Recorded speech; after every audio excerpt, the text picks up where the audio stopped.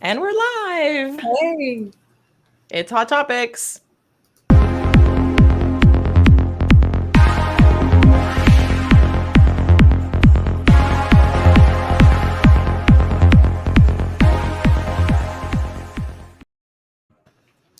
So it feels like it's been a year. Doesn't it?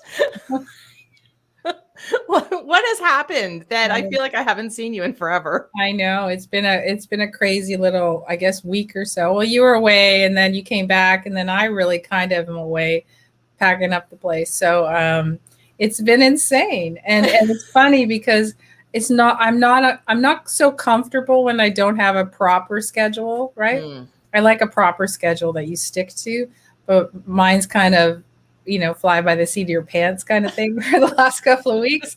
And it changes on a daily basis. So, but you have to be a person. I mean, we talked about this many times, just about the person who needs to have sort of that stringent schedule.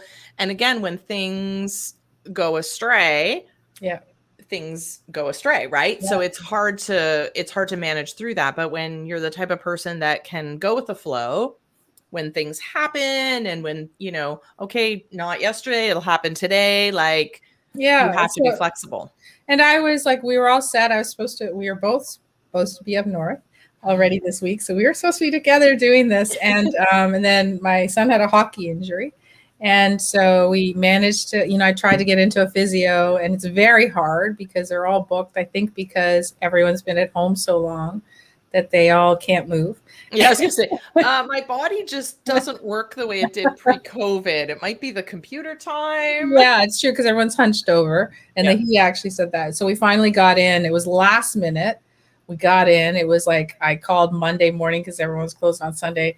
And then they got me in as a cancellation that night. So we got in, and then, he was basically said, let him do nothing for a couple of days because, taped his back and did all this stuff.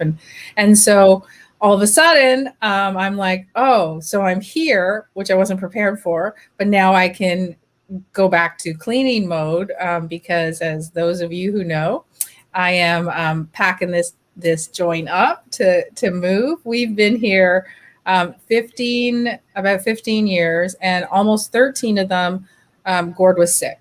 So for 13 years, I had to, raise the kids, work, run businesses, do everything. And so there is closets and rooms that I've never even stepped into, like I've never touched.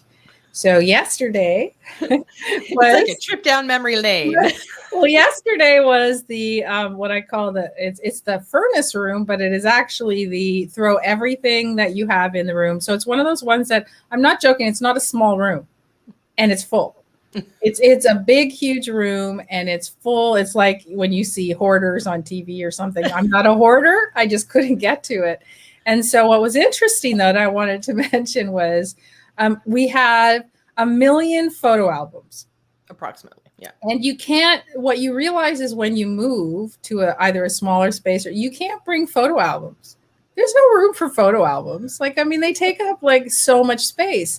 So I was like, what am I going to do? And I'm like, okay, maybe I'll get 2 big plastic buckets and literally throw all the photos in them. And then those are easy to store. And I'm not a big photo person, right? I'm not. And so, but we have 1 million photos because Gord was. And if you notice, it's all the photos are from, like, the first kid has a whole bucket. The second kid has half a bucket, and the rest is family photos. And the last kid has nothing because they're all digital. So there's like maybe 4, right? Which is funny. So anyway, so what I did was, which took literally 3 or 4 hours, because I also had photo albums from Gord's parents' place, right? Because they had photos of the kids and stuff, right? So I literally I opened up each page and I took the photo out, put it in the bucket, and then threw out the photo album. Oh. You know how long that takes. That's an interesting idea. And the old photo albums, they're really hard to get because the old photo albums were kind of sticky. Do you remember those guys? Yeah. So it was very hard, but it was interesting because I was like, there's no point. No one's ever going to look at a photo album. But if I take all the pictures out, I know my daughter will eventually categorize them. And after she does and puts, elastic bands, then I'll take it to wherever, Costco or something. And then they'll just literally digitize all of them. Yeah. And then we won't have to keep the pictures, which is awesome, right? Yeah. My friend has just gone through that process, going through all the pictures that her mom had. And her mom was similar, like literally stacks and stacks and stacks of photo albums. So she was going through and she bought a scanner and scanning them one at a time. So every once in a while she was sending me pictures because I'm in some of them.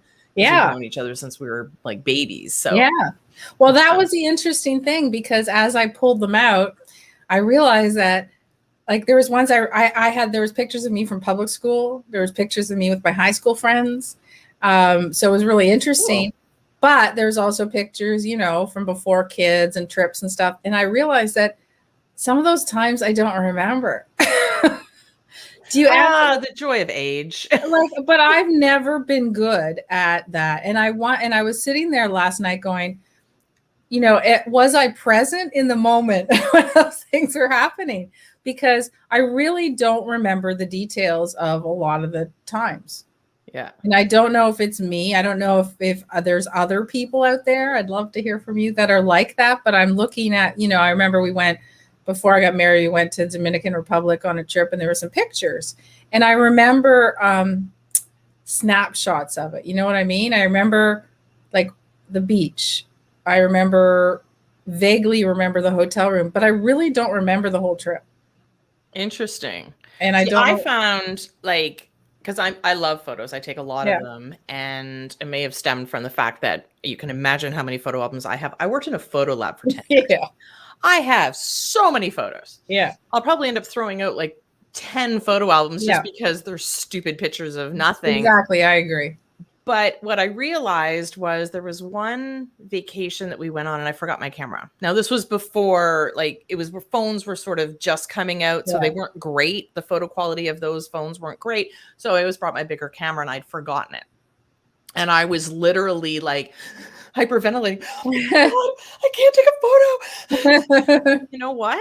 I remember more about that week because I was literally present in the moment instead of looking for that perfect photo or looking like I was. When you take photos, it takes time away from it. It's like, no, hang on, don't do that. I just sat back and was like, okay. Yeah, I think I don't need to capture everything. I think there is a difference. And I think, I remember more memories with this last one, even though I was more overwhelmed and everything was hectic because I had so many people I was looking after. But I was more present because I was older, I think, and more cognizant of it. And when I was younger, you're always like you're looking for the next thing, right? Right. What's the next thing? And so, but it was really, really fascinating to see them all and see things that I forgot. Like I completely forgot that we went there, and I completely forgot, you know what I mean? Which was interesting. And like high school friends that I could see like 6 people, and I was like, I can only name one. No, right? Yeah, it's funny. But again, back then it was, okay, so the 6 of us are going to like line up and we're going to have someone take a picture. Yeah. Okay, we're done. Yeah. And there's no other memories. Whereas I think right now, and that's what I think I love about the mobility of having a camera all the time. Yeah. You don't feel like, okay, we need to then now we need to set up this photo. We're going to get the one photo. And if it doesn't turn out, we're quote unquote screwed. Yeah, because it was always a surprise what you got, right? When you developed it. Yeah, like you were like, whoa, I didn't know we took somebody's eyes were closed. Somebody was looking the wrong way, like you never knew. And so it's just, you quickly take snaps of, not to mention Snapchat, but you take quick moments in time because you can. And the difference is, if you notice, all the pictures now are good because you can delete and take another one. Back then, you kept all the pictures, even though they were shit. Yeah, you kept them because if you only had do you remember a 12 or 24 roll? I remember the 12. You only had those 12. Yeah, we had the 12, we had the 24, we had the 110. Oh, yeah. We also sent away for slides. Yeah, well, Here, I just saw something on, okay, so I found, I'm just monopolizing all this random nothingness today. That's what you're getting from me. But so I fell down the TikTok rabbit hole yesterday. And of course, I, sent a bunch of stuff to everybody, including Stacy, that I thought was funny. But I found something was really interesting on TikTok.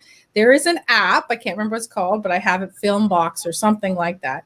And what you can, if you have negatives, for those of you who know what a negative is, because I had a lot of them yesterday as I was cleaning. If you have a negative, you take this app on your phone. It doesn't work. What do you mean it doesn't work? It doesn't work. It showed it all. It said it was right. Awesome. It doesn't work. Did you try it for sure? The right one? I've known a few people that have tried it.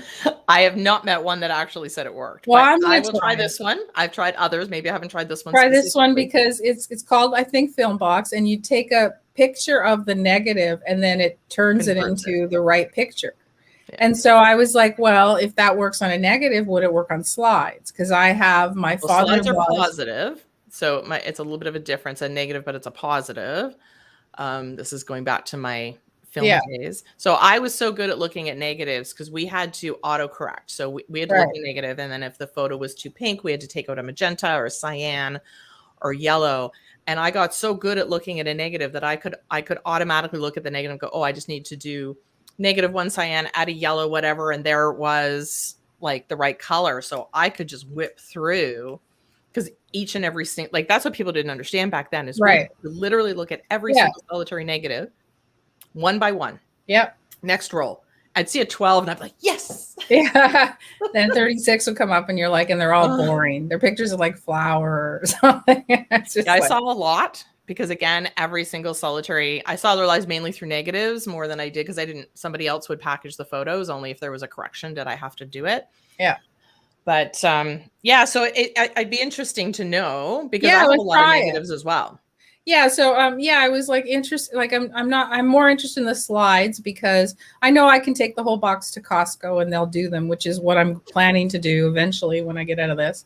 And, because he's, my father-in-law in the day, those are like the Mad Men era. Remember, like, his basement was a pool table, poker table, a stereo, like some whiskey, and they had slideshows. Yeah, they always did slideshows. They had a carousel for those young people who don't know what a carousel and a slideshow is. You put all these slides in this little turntable, and then you would click, and it would go to the next one, and you'd see that was the first concept, because we had one as well. With a remote control. Yeah, because we had a high-tech one. It was like you could click a button and it would go to the next slide, and we're like, oh, well, this is awesome. Exactly. Because I had the one before that, which was you had to take each slide and put it in. And then take it out and put it in, and you always put it in upside down because it's what we do. So yeah. So anyways, it was very cool. It's an interesting, for those of you who don't know what to do with your photo albums, it was a great idea because you basically put your stuff in a bucket and then you hand it to your kid. And so there are people out there that this is their business. They do help you with photo organization and preservation and all of that kind of stuff. So they will. And I love the preservation. I love the fact that, like, I would like to put everything on digital, but I don't want to be there to sort everything out. Right. So for me, I don't want to have to sit beside. It's kind of like when you hire an assistant or VA. If I have to sit beside you to do it, then I don't want to do it. Right. Yeah, because that defeats the purpose. Right. So I know my daughter, who's misorganized, right, will organize how she wants, because at the end of the day, they're going to be hers. Right. Yeah. So the boys aren't going to want them. Yeah. I was very happy when my dad literally did all of our slides. He just bought a scanner that was specific for slides. He scanned them all. And now I have all of the slides, which is really cool. So it's very good to do, because those were like, what's that? Is that me? One sec. The next one. Oh yeah, I see red. That must have been me. Like, it was so hard to see this little tiny square, right? Yeah, so and then I've got all those. I found all these old, films, 8mm, and all these things that I'm just gonna literally. It'll cost me a couple $1,000 probably, but I'm literally gonna. Yeah. Take everything I have and then just hand them to wherever, and they can do them. And then at least they're there for the kids, and the boys might even want them if they're digital. Yeah, if they're digital, can you send me a copy? Yeah. Hey, I don't really want the original. Can you just put it on a USB and I'll put it away somewhere? So that was my day. But it's fun to know, like, again, reminding of maybe a vacation that you didn't remember. Yeah. I like to look back at all of those things. The challenge with digital, I think I've said this before, is I'm looking for or the problem with pictures, I'm looking for a specific photo and I lost it. Yeah.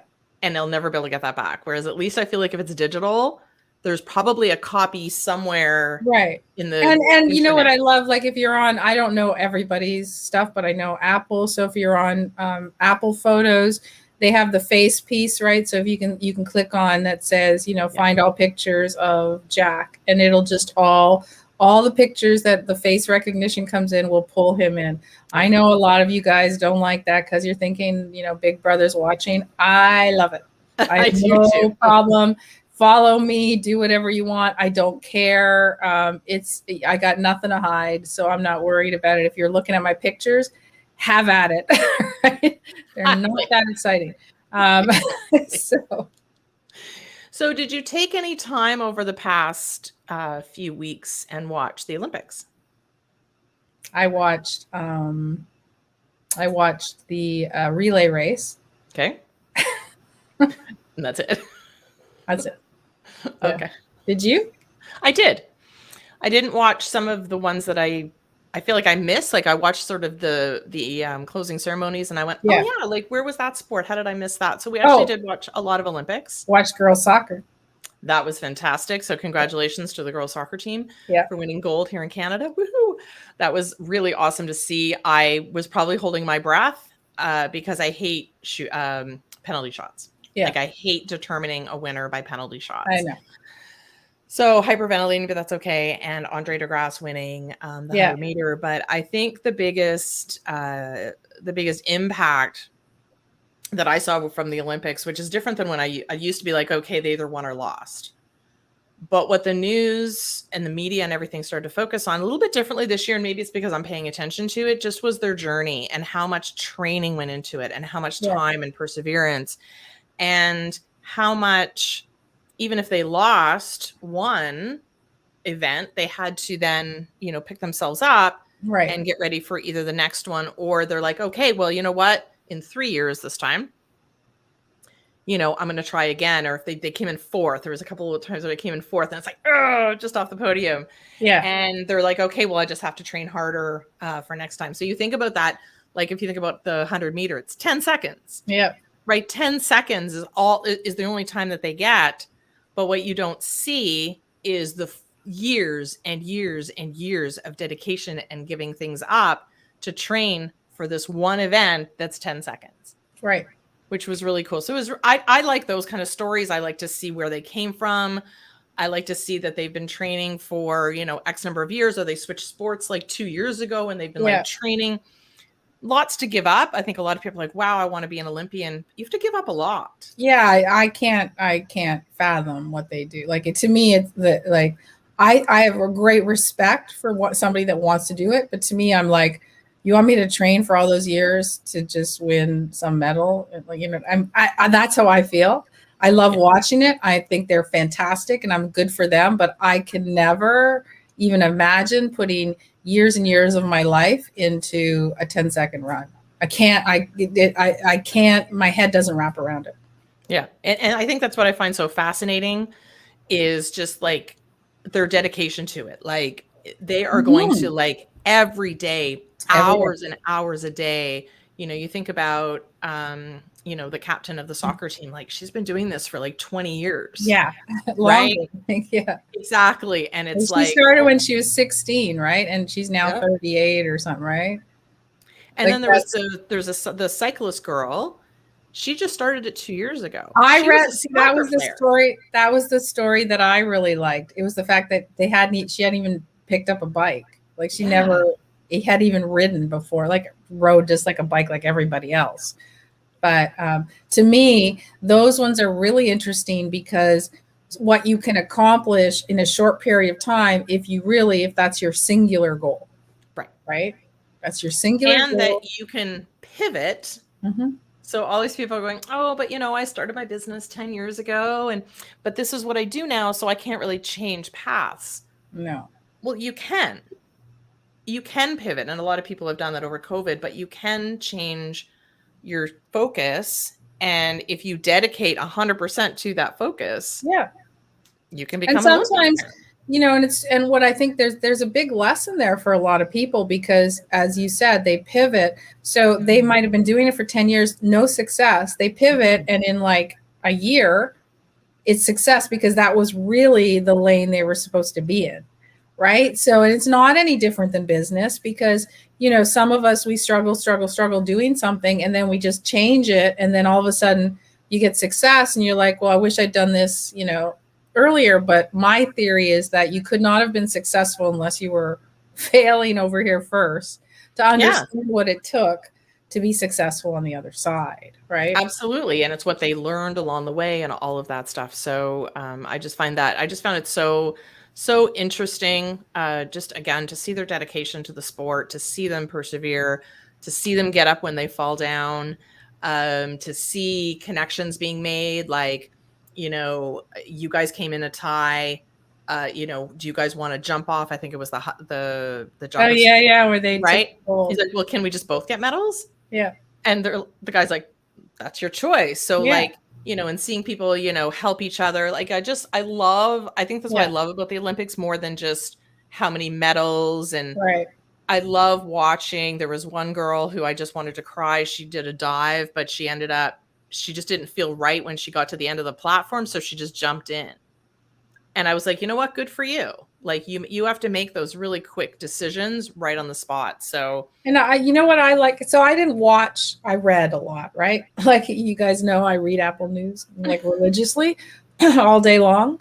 Whenever I have 5 minutes, I just click onto Apple News and I start reading. So, but I read a lot about it. And what was interesting to me too, is how different after COVID, how different everyone is.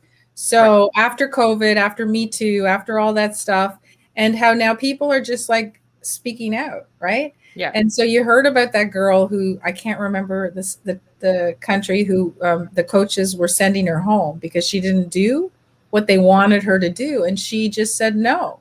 She went to the Olympic Committee and said, no, I am not doing what they want. And fascinating, because, if you had gone to the previous Olympics, that wouldn't have happened. Ever. And so now people are just like, no, this isn't right. I'm not doing it your way. Right. So good for everybody for speaking out and understanding that, you have a voice in it, and you're allowed to, which I think back in the days, like, I loved the fact that the beach volleyball girls who wore the shorts instead of the stupid ass bikini bottoms. Story. This is not men's pornography, the Olympics. This is the stupidest thing I ever saw in my life, that girls had these tiny little bikini bottoms on. Doesn't make sense to me at all. And then they got fined, right? That team that wore the shorts. And I'm like, good for them. And then Pink paid their fine. Yeah. Which I thought was fantastic. So yeah, good. And the Olympic Committee, like, shame on you for fining them. Like, are you kidding?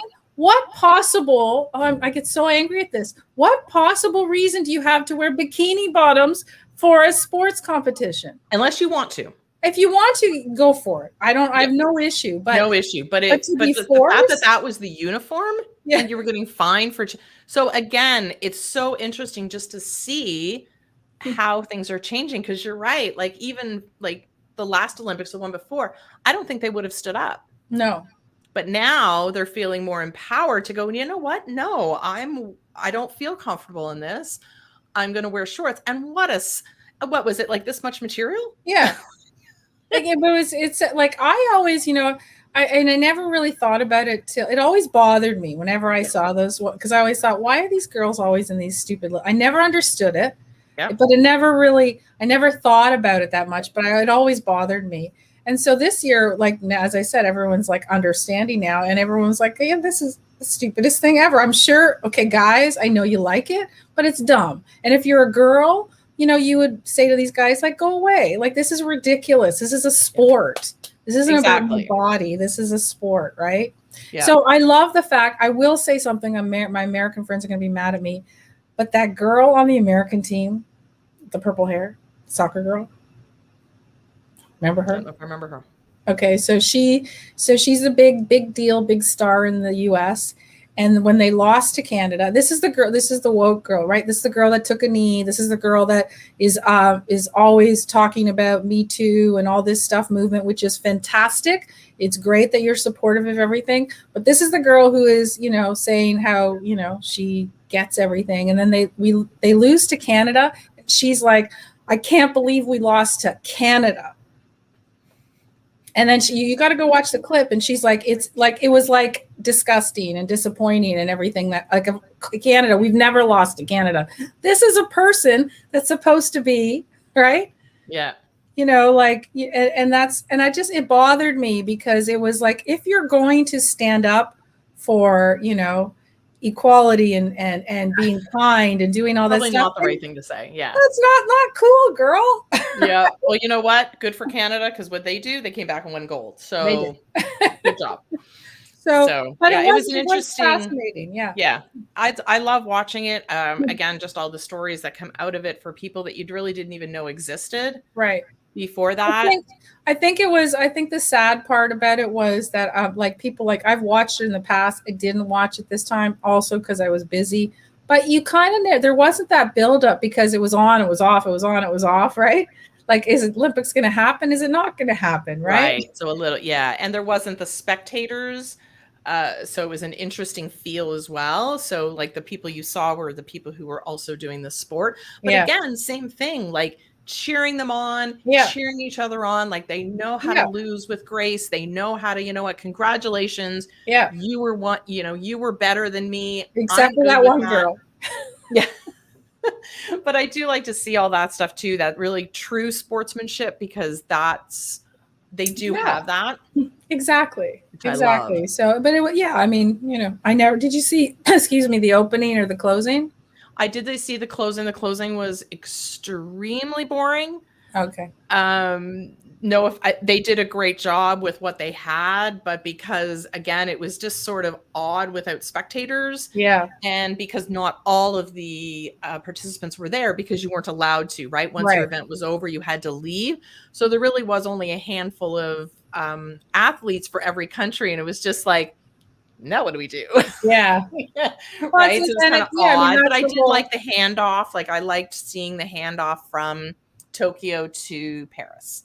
Well, I mean, that's the part of the Olympics that I always loved, the opening and the closing and the big spectacle and all that stuff. But that's, I guess, another reason why I just never even thought about watching, right? Yeah. Because it's kind of like you knew it didn't exist, right? So I feel bad for Japan, because it's the reason a lot of countries do the Olympics is because it's an opportunity to show off your country, right? And get a lot of tourism in. And Japan is, Tokyo is one of my favorite places. It's a beautiful, beautiful city. There's so much to do there. I've been there a lot. It's a really great place. Unfortunately, it didn't really get to show off, because normally you would have all the visitors, viral videos and like they would be showcasing the country. And unfortunately, none of that occurred, which is really sad, because the Olympics cost a lot of money to put on. And they didn't get the tourism from it, unfortunately, right? Because they came in, they did their event, and then unfortunately, and so I didn't watch it, but I don't think they showed a lot of those clips, right? Yeah. Like of what you can see in Japan, and because I don't think they were allowed to. Yeah, so It's a shame, because for those of you who ever thought about it, when you're allowed to travel again, for some of you already can. We can't really a lot. We can go somewhere, we just can't get back. Yeah. Exactly. So we can go to the States, but we can't come back. Yeah. Minor detail. It's okay. Anyway, no, it was really interesting. I did enjoy watching. We had a lot of Olympic events and watching here in the house. I have sports people in my house, so it was always on. Like, literally, Olympics were always on. The time difference was a little bit of a challenge, right? Because we just watched the replays. Because but my husband actually got up at one point at like 6 a.m. to watch something. And I'm like, great, don't wake me up. I won't do that. I'm happy to watch the replay. Yeah. And it's much easier to watch the replay when you already know who won. Yeah. It's true. It is true. It's funny how that, you know, the only thing I really wanted to watch was the girls soccer because, you know, we've never won gold. So it was kind of interesting to watch it. And it was in the morning. So for us, and it wasn't early morning. So it was No, easy. it wasn't. But I mean, God love them. Some of those marathon runners and stuff like that, they were doing this in the heat, like, you know, 40 degrees Celsius temperatures, like crazy. So yeah. Exactly. Well, you have a very good week. Enjoy continuing to clean and organize and all of that stuff. So for those of you who, you know, I have a time crunch. So August 30th is my drop date. So I have to have this whole place done for August 30th. So that's why one of the reasons we took a little bit of a break, because I just couldn't, I can't manage it all. So, but I'll let you know what else I find. Yes, exactly. The things that are hidden in the backs of closets are always fascinating. Always. All right. Well, you have a good week and we will see you then. Bye, guys.